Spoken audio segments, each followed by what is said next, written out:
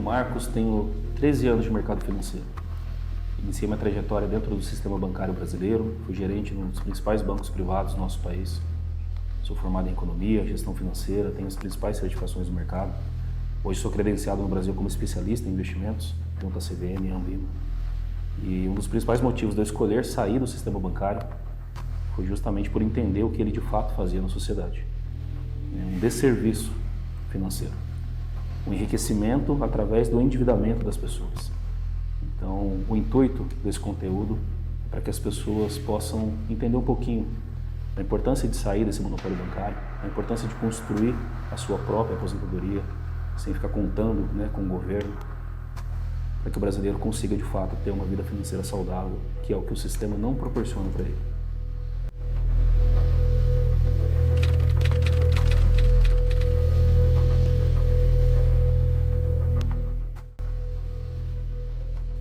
Mas os produtos que o banco colocava à mesa para a equipe oferecer, ligar para o cliente, apresentando, eram produtos que realmente faziam sentido na vida da pessoa ou era para dar lucratividade para o banco?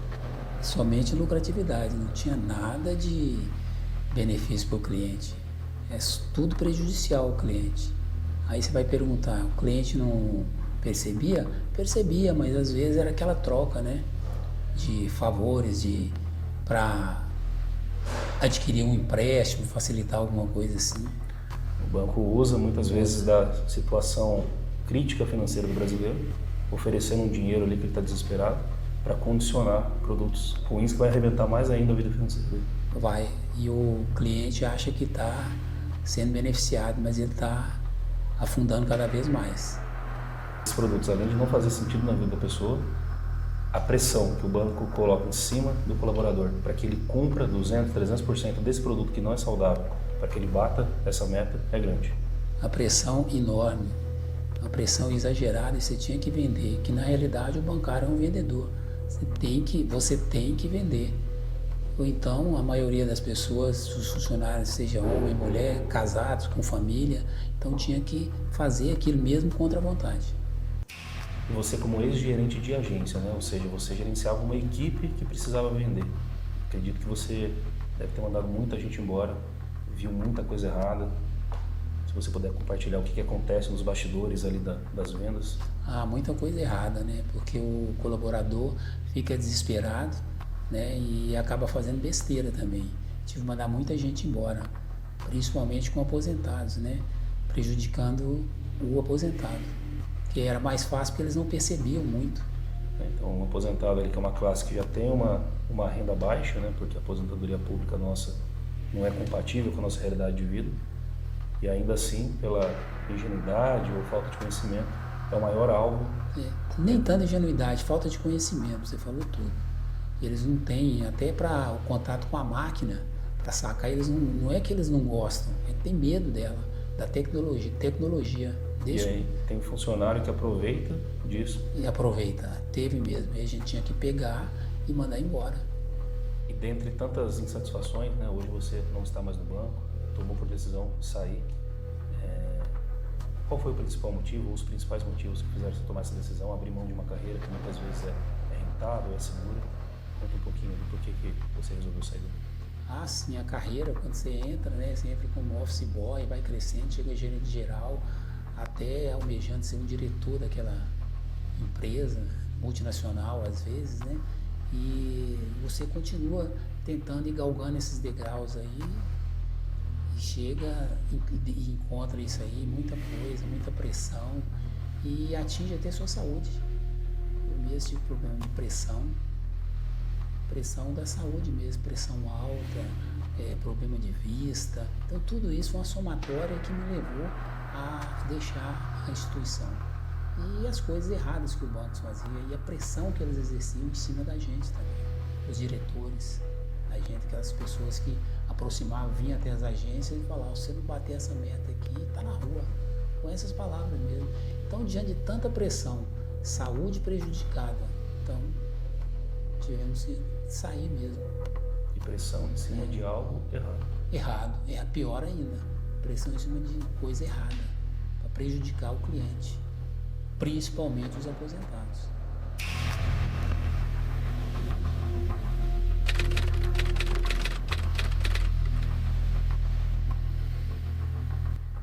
E hoje você, como ex-bancário, conhecendo os produtos do banco, o sistema bancário, se hoje um gerente bancário te liga, te oferecendo um produto, você contrata esse produto? Não contrataria.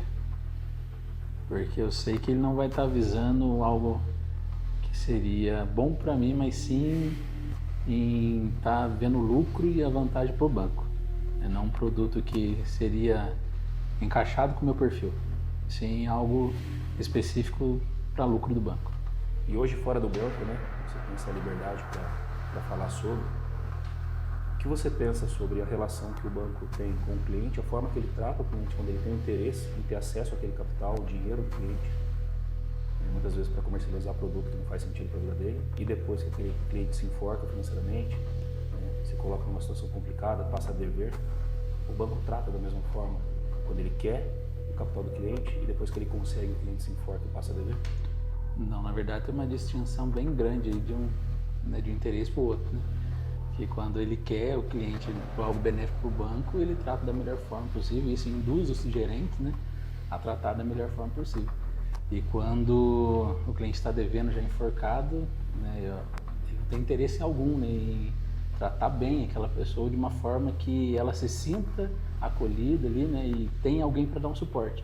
Na verdade, ela é tratada como alguém que só faz coisa errada e, né, emprestou e agora quer que o banco dê um jeito. Ela se torna vilã ainda, né? Exatamente. Então tem essa questão que não trata da mesma forma. Tem uma distinção bem grande aí das duas formas que o cliente vem até o banco. E é incrível a forma que as coisas se encaixam, né? Porque a gente vê que o banco hoje não faz um trabalho de orientação e educação financeira para que o cliente não chegue nessa situação. Mas por que isso acontece? Porque a partir do momento que o cliente tiver a educação financeira, ele não vai contratar os produtos do banco, né? Exatamente. Então o banco ele acaba se enriquecendo com o endividamento das pessoas. Exato. Um exemplo, um produto que eu acredito que você tenha comercializado muito, e eu comercializei também enquanto bancário. O que você pensa de verdade sobre o produto mais comercializado, que mais dá lucro para o banco? O que você pensa sobre título de capitalização? Para o cliente nada é interessante, né? Que é vendido muitas das vezes como um investimento, como uma poupança, né, entre aspas aí, mas que não tem retorno nenhum e não ganha nem, né, praticamente nem a inflação, ele consegue, né, depois de tanto tempo que fica lá. E isso, se o cliente ainda precisar, ainda tem aquele desconto enorme. Então, assim, para o banco super interessante, né? Ele pegar um dinheiro onde ele não paga nada, De ele graça, utiliza, né, só, ele usa aquele dinheiro e não precisa pagar nada, né? E ainda, se o cliente precisar, ainda toma uma boa parte. Agora, para o cliente, totalmente inviável. Só que muitos acreditam, né, na questão de sorteios, né? Ele acha que está fazendo entre aspas, uma fezinha, né? E está guardando dinheiro. Na verdade, ele está perdendo dinheiro, né, fazendo isso. E o banco é incrível, né? Quando a gente fala dos banqueiros e não os bancários, né? Os donos dos bancos, eles entendem muito bem o jogo, né? E o banco, ele abusa hoje da sociedade, né? Faz uma série de vendas erradas, venda casada é crime e é muito praticado todos os dias. Parece que o banco ele não se preocupa se ele vai tomar um processo de um cliente e vai perder na justiça, isso já é calculado. Para ele faz muito sentido perder na justiça lá, pagar X para o cliente que foi lesado, porque o lucro que ele está tendo em cima de toda a sociedade compensa isso. Então é incrível, né, como que é descarado tanto crime que os bancos cometem hoje. Para ele faz sentido financeiramente cometer esses crimes e perder de cada 100 casos um caso na justiça. Porque poucas pessoas vão atrás, poucas pessoas correm atrás do que elas deveriam fazer juridicamente de acordo com as atividades bancárias.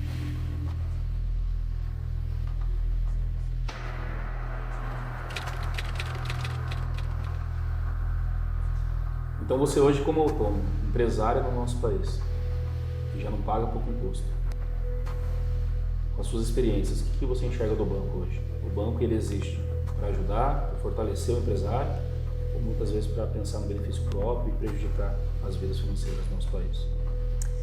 Bem, o banco, ele é mascarado, né? À primeira vista, quando você vai, os produtos oferecidos, tudo parece que você vai ter vantagem. Mas no decorrer do ano, quando você para pensar, espera aí, o que eu comprei do banco, você acaba concluindo que não foi um bom negócio. Em tudo. Eu, como autônomo, como eu era empregada, que o meu patrão fez uma previdência, achando que ia ser uma boa coisa, eu desliguei da empresa, continuei pagando. Quando eu fui realmente entender o que eu estava pagando, estava vendo que eu estava sendo muito enganada. Né? Era uma previdência para sua aposentadoria. A finalidade seria, né? E quando eu procurei as pessoas do banco, por exemplo, já fazia 25 anos que eu pagava um negócio. Quando eu fui no banco, já não eram mais nem os meus funcionários. Eles não sabiam nem o que produto que eles tinham vendido para mim. Eles não sabiam me falar certinho o que era, o que não era. Foi preciso a gerente lá entrar em contato com o serviço que eles têm para saber. Ficou super enrolado, saí num prejuízo. E aí eu procurei um advogado, ele falou que entrar contra o banco a gente raramente ganha, que era para mim no Procon, fui no Procon. Quando eu reclamei no Procon, que era a notificação, um dos gerentes, que é novo agora lá, me chamou, aí ele quis entender o que eu queria. Porque até então eles estavam empurrando. Qual que era o seu objetivo de 25 anos atrás? Um negócio que já estava pagando desde 25. Então essa foi a minha maior decepção, né? Que não reajustou e não adianta, porque o banco ele é muito gigante na justiça do que a gente que vai lá reclamar, né? Então acho que eles não dão para eles. E agora, como empresário que eu sou, trabalho junto com meu marido, a gente tem um negócio pequeno, vivem oferecendo produtos que, se você começa a perguntar para a pessoa que agora, como, né, a gente tem uma experiência, a gente quer saber onde está pisando, as pessoas que estão ali vendendo o produto, elas não conhecem o produto. Você começa a fazer perguntas, chega num ponto que ele para. Ele fala eles são assim, vendedores, mas não entendem do que estão vendendo. Não sabe o que está vendendo, não sabe o que você vai lucrar lá na frente, qual o benefício daquele produto que ele está vendendo. E essa suposta previdência, esse produto que te foi vendido há 25 anos, por 25 anos contribuindo, pagando, investindo, ainda assim, quando você descobriu, você não tinha o valor suficiente que te aposentaria. Não tinha. Mesmo porque foi feito na época uma venda casada, que nos documentos que eu tenho da compra não estava explicando o que era. E aí eles conseguem achar onde está o negócio, né? Qual cláusula ali que está falando que é um benefício acessório. Na verdade, tudo que eu paguei, por exemplo, eu pagava X, a metade ia para o benefício acessório. Não ia para o investimento, entendeu?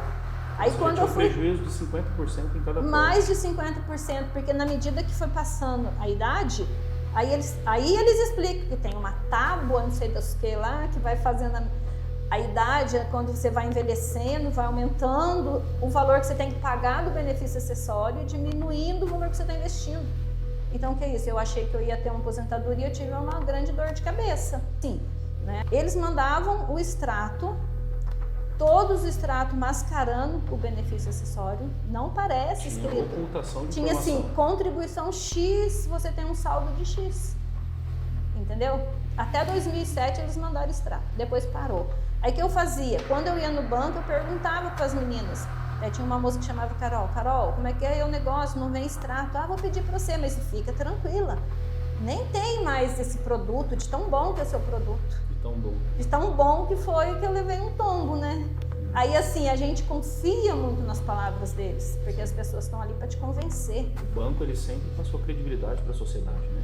O monopólio bancário, o banco fala, a gente tem que falar amém, né? A gente não enxergava o banco como uma empresa que está oferecendo produto e a gente tem total liberdade de falar sim ou não, né? A gente tem que entender se ele tem condição de nos atender. Sempre a gente foi refém deles. Né? Nossa, o gerente do banco falou, então é isso. O gerente ofereceu um seguro, e eu comecei a fazer um seguro que depois você pode resgatar. E aí eu comecei a fazer pergunta. Ele parou. Nem quis mais que eu contratasse o negócio, porque ele não sabia responder. Então, a importância da implementação de educação financeira no nosso país, né? Porque o brasileiro, o cidadão comum que tem orientação financeira, educação financeira, ele já consegue romper e ver que o mercado financeiro brasileiro não é profissionalizado. Nem o profissional dentro do mercado financeiro sabe o que está fazendo. Até então que eu pagava essa previdência, eu não sabia de nada. Aí agora, quando tudo que me oferece, eu questiono. E todas as vezes eles não sabem responder. E é um raciocínio lógico, né? Porque se o gerente te liga, ao invés de ligar, fala, Eliana, como é que está a sua vida financeira? Vamos tomar um café, eu quero entender para ver se eu posso agregar na área. Se o gerente liga te oferecendo um produto sem te ouvir, sem saber como é que está a sua vida, ele não está pensando em você, ele está pensando nele. Ele está um pensando em raciocínio bater a lógico, meta dele, e né? ninguém consegue parar para pensar. Né? Então, e ainda para fechar toda a minha decepção com o sistema bancário, antes de eu terminar essa saga aí da Previdência, eu tinha ido ver um consórcio, né? Que eu tinha uma intenção de fazer um consórcio para comprar um imóvel, e só que eu expliquei para minha gerente quais eram as minhas condições, o que eu poderia dar de lance, né? Para ela me colocar dentro de um grupo que talvez eu tivesse possibilidade, lógico que eu não ia garantir que eu ia ser contemplada, mas que eu teria mais possibilidades de dar um lance e conseguir ser contemplada. Ela me mostrou na tela, me mostrou em papel uma porcentagem que eu teria condições. Ela sabia a minha condição financeira. Eu acreditei novamente, né? Mesmo assim, com o pé atrás. Aí começou as assembleias, não era nada o que ela tinha falado, que ela tinha vendido para mim. A porcentagem, que era 40%, estava dando 65%, 70% do lance. Uma coisa que eu não ia ter condições. O que eu fiz? Fui lá falar com ela, olha, você não me vendeu um produto, né? Então vamos cancelar o contrato. Mas não tem como cancelar. E aí foi passando os meses. Não tem como cancelar? Não tem como cancelar porque já tinha rodado uma assembleia, entendeu? Aí novamente a gente acredita no sistema jurídico, né? Aí eu fui no Ministério Público e falei, não, eu comprei um produto, contei toda a história, inclusive tinha até um documento que eu tinha tirado no site do banco mesmo, com as contemplações, e tinha o documento que ela tinha me dado, que era 40. Você tinha um documento mostrando a realidade. O que ela tinha me oferecido e o que era a realidade. E aí foi uma audiência que eles falam de reconciliação. Não foi ninguém no banco, né? Foi online e a moça não concordou, o advogado não concordou. Na outra também foi online e depois veio o veredito do juiz que eu arrependi da compra e agora estou reclamando. Então, quer dizer, a gente não pode acreditar no banco nem no sistema jurídico que vai contra o banco. Não foi entendido que foi uma venda mal feita, mas sim um arrependimento da compra. Quem saiu de ruim ainda fui eu. E olha para você, o desespero, né, do gerente ter que bater meta é muito mais saudável ele te enquadrar num grupo que faz sentido para a sua vida. Porque consórcio ele pode ser um produto saudável, mas entende sua vida, coloca num consórcio que faz sentido, ele vai vender o consórcio da mesma forma. Mas o desespero de querer vender é tão grande que coloca você em qualquer um para vender rápido, né? E aí você tem um produto que faz sentido. É mentira atrás de mentira.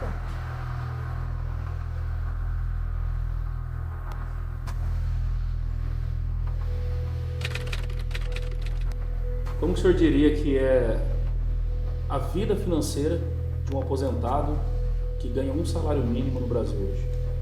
Muito difícil. Até explicar. Não é tão difícil explicar porque não dá, não. O que eles ganham não dá para nada. Não dá para comer. Não dá. Tem que passar falta de muita coisa e dispensar muita coisa que você gosta, você não consegue comprar, senão o dinheiro não dá.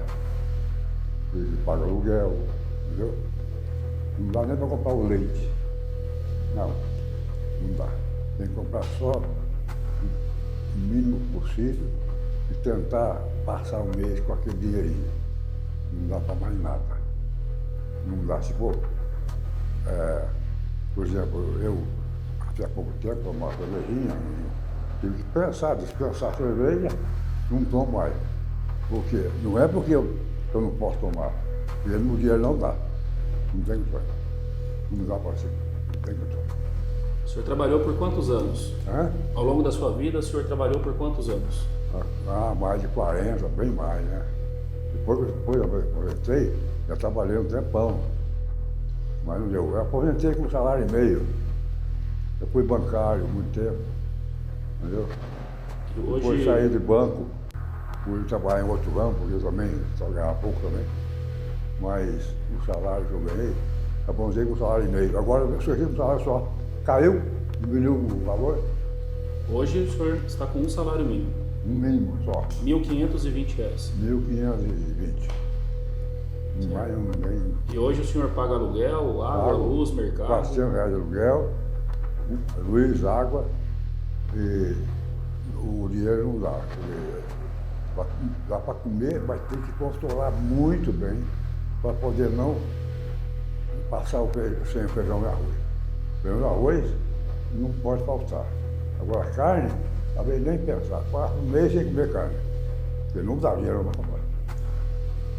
Hoje, o senhor tranquilamente fala que os aposentados do Brasil não conseguem ter uma vida digna financeira se depender do De INSS. maneira nenhuma, de jeito nenhum. Nem com o dobro desse salário. Com o dobro desse já é difícil. Então não adianta. E a gente vai no banco, como é que eu vou pedir empréstimo no banco? Uma vez precisei de fazer um consignado lá, e negaram para mim o consignado. Mas faz uns 15 anos já isso aí. E hoje, se o senhor for falar da sua alimentação, as comidas que o senhor tem condição de comprar, o remédio, Não tem roupa. é uma vida digna? Roupa, remédio. Remédio, se precisa de remédio, tem que comprar, porque o governo não está financiando mais nenhum. Não tem nada. Tem que comprar.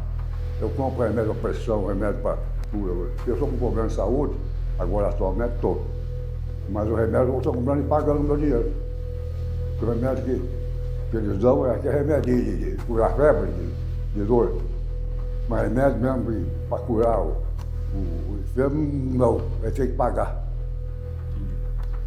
E a alimentação que o senhor tem condição de comprar com salário mínimo, o senhor não considera que é de qualidade também? De jeito nenhum. Não dá para nada. Nem o dobro é capaz de não dar. Já pensou? Tem que passar dificuldade mesmo. Passar vontade de comer uma coisa, mas eu não ter condições de comprar. Eu não passo a dificuldade porque tenho filho para me ajudar. Se fosse para o senhor definir uma felicidade na vida de um aposentado que ganha um salário mínimo, o senhor consegue encontrar alguma hoje no Brasil? O quê? Felicidade na sua vida. De jeito? Não tem jeito. Não tem como. Os políticos, ao invés de ajudar, incentivar o governo a aumentar esse salário da porcaria de mínimo aí, que não dá para nada, eles querem diminuir ainda mais ainda. Eles querem tirar dinheiro do aumento do mínimo para poder aumentar o salário deles. Entendeu? E ganha já tudo que tem direito. Ganha tudo e mais alguma coisa, não paga comida, não paga nada, não paga roupa, não paga nada disso. Mas o pobre tem que comprar. O senhor acredita que o sistema hoje político, ele é ativo e ele é criado para ajudar a população? Não é de ajudar a política, não ajudar nada, para atrapalhar. É simples, quando a gente pega, né, o gráfico do crescimento dos lucros dos bancos, juntamente com o gráfico íngreme do endividamento dos brasileiros, são duas linhas que caminham junto. Quanto mais os bancos enriquecem, mais as pessoas ficam endividadas, porque o banco se enriquece em cima do endividamento das pessoas. A partir do momento que o brasileiro tiver educação financeira, orientação financeira, ele para de dar lucro tanto para o banco, fazendo produtos que não faz sentido nenhum para a vida dele. Para o banco não é interessante. Para o sistema como um todo, vamos pegar o sistema, bancos mais governo. Um lado, os bancos vivem do endividamento das pessoas. O outro lado, o governo, espera que a pessoa contribua com ele sem ter nenhum retorno financeiro para que ele consiga pagar a outra ponta, que são os aposentados. Por que a gente não tem educação financeira nas nossas escolas? Por que o sistema não apresenta orientação financeira de fato e explica o que tem por trás dos bancos? Não seria um compromisso governamental orientar o brasileiro? O brasileiro, toma cuidado com o que uma instituição financeira te oferece, porque pode ser que não seja saudável. Por que o governo não tem esse compromisso? Para mim é claro que por trás das cortinas os banqueiros junto aos governantes estão juntos. Um lado o governo imprime a moeda, do outro lado o banco tem o controle sobre essa moeda, empresta, pega emprestado barato, empresta caro, em cima de uma agiotagem legalizada, para que o brasileiro fique refém, endividado dos bancos e seja refém de uma aposentadoria pífia, que não vai condizer com o mínimo de uma vida digna no nosso país. Vamos pegar hoje um salário mínimo de R$ 1.420, é suficiente para pagar uma moradia, um aluguel, uma água, luz, um mercado? Não é. Então, para mim é muito claro o desinteresse do sistema de proporcionar educação e orientação financeira para o brasileiro. Porque a partir do momento que o brasileiro tiver orientação financeira, ele quebra o sistema.